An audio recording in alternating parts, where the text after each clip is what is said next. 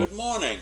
It's Friday, January 13th, Friday the 13th, which is considered an unlucky day. And there are many reasons for that. We go back to October 13th, 1307. Officers of King Philip IV of France arrested hundreds of Knights Templar, a powerful religious and military order which had been formed in the 12th century for the defense of the Holy Land.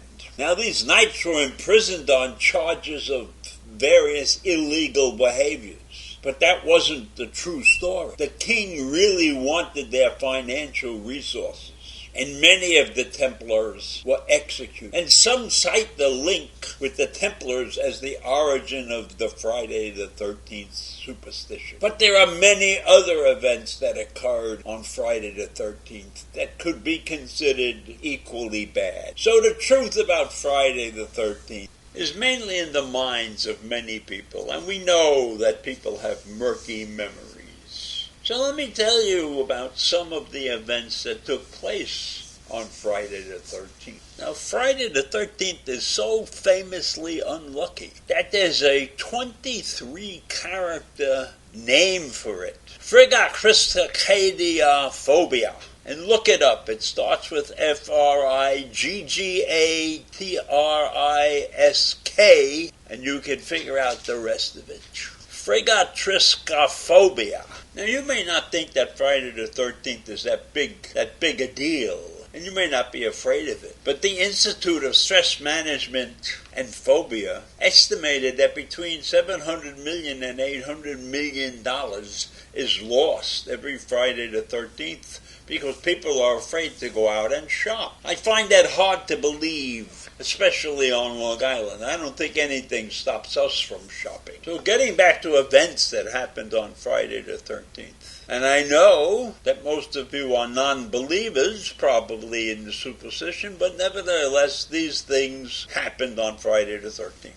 So Buckingham Palace was bombed on Friday the 13th during World War II. And the Queen and King were in residence at that particular moment. But the Queen took it in stride and said that bombing had improved her view of the East End.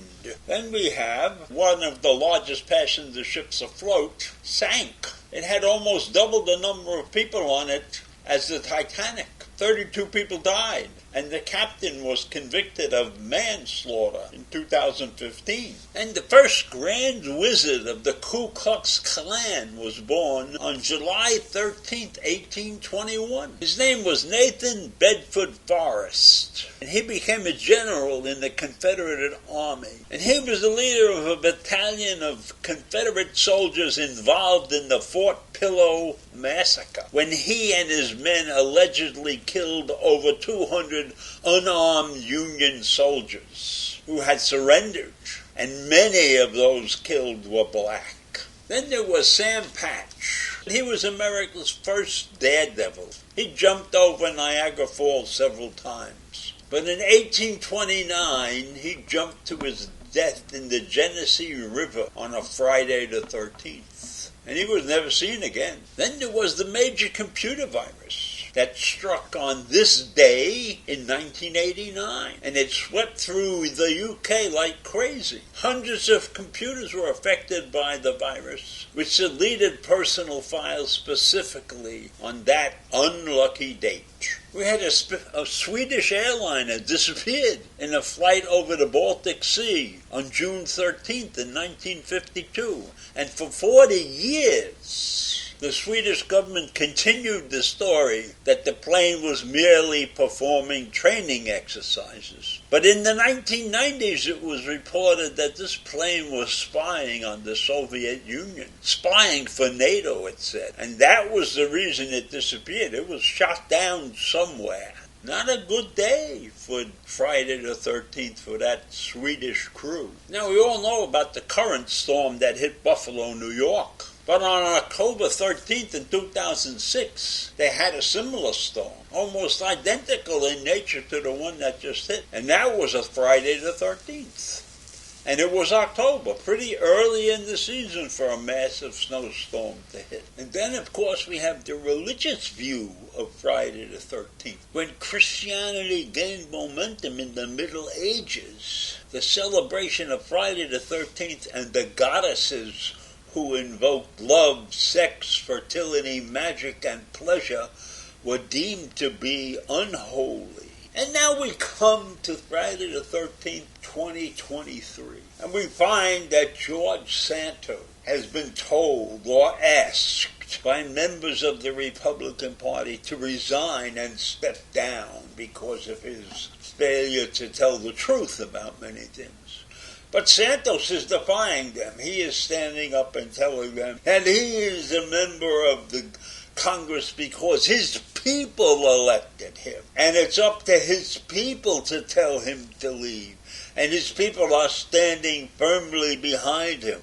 So he's telling the Republican Party that I am not necessarily tied to the party. I am representing the people. So it looks like he's trying to hang in there, and the only way they're going to get rid of him is by some demonstration of the people on Long Island to throw him out. And knowing the people on Long Island like I do, I don't believe that's going to happen. Today is not a bleak Friday the 13th because there was good news the other day. The nurses' strike at Montefiore and Mount Sinai uptown have been settled. And they have basically agreed to the same things that the other striking hospitals and nurses had agreed to. So that's a good thing. And the hospital is diligently attempting to bring the staff ratio up to what the nurses and the patients need. So they're out there looking for 170 nurses. And as a final note on the Friday the 13th, aides to President Biden have discovered more documents in another office that he used after his vice presidency ended.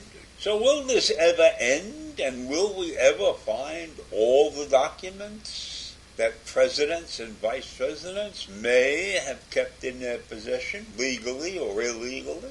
Who knows, but this drama is going to continue in light of the fact that the Republicans are determined to defend Trump to the nth degree. And while I don't necessarily know that Biden is innocent or anything, but I think this whole business of documents is being blown way out of proportion.